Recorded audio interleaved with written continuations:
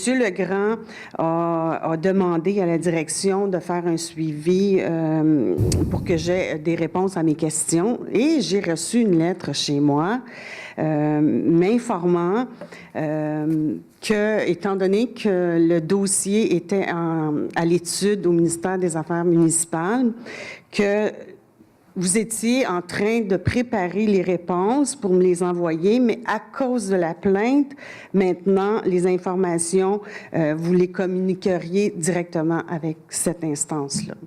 Alors moi, j'ai vraiment été étonnée. Je me disais, rien n'empêche le Conseil de répondre à mes questions, à la fois au ministère et à moi. J'ai appelé aujourd'hui M. Chapdelaine, qui s'occupe de plusieurs plaintes à Saint-Jean. Je lui ai demandé s'il y avait un article de loi, un règlement qui faisait en sorte que je ne pouvais pas avoir les réponses à mes questions. Et quand je lui ai parlé du contenu de la lettre, il m'a dit que c'était la première fois qu'il voyait une municipalité envoyer une telle lettre, que le Conseil devait répondre aux questions des citoyens, même si les dossiers étaient à l'étude, que ce soit à l'UPAC ou au ministère de l'Environnement, des Affaires municipales.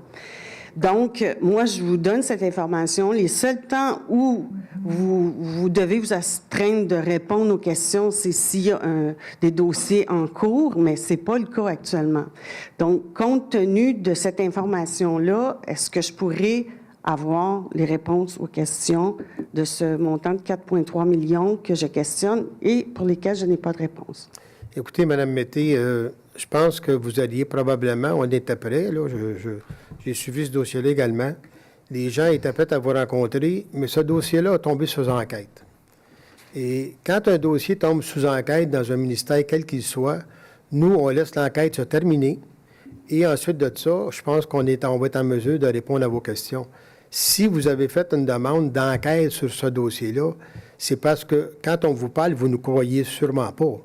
Sinon, vous seriez assez avec nous autres parce que ce qu'on voulait faire avec vous, c'est de s'asseoir avec vous puis vous décortiquer le dossier correctement. Maintenant, ce dossier-là, vous avez dit, bien, écoutez, moi, je m'en vais demander au ministère de faire une enquête sur ce dossier-là à la Ville. Alors, moi, je comprends très bien mes gens qui se disent, bon, on va attendre le résultat de l'enquête, puis s'ils ont des questions à nous poser, qu'ils nous les posent.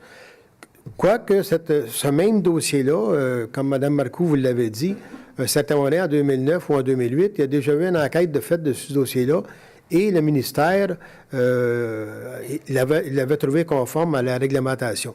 Alors, je comprends que vous avez voulu retourner, là, mais c'est votre choix, puis vous l'avez bien fait également. Mais pour un complément d'information, c'est que si moi, j'avais les réponses à mes questions, je pourrais puis que les réponses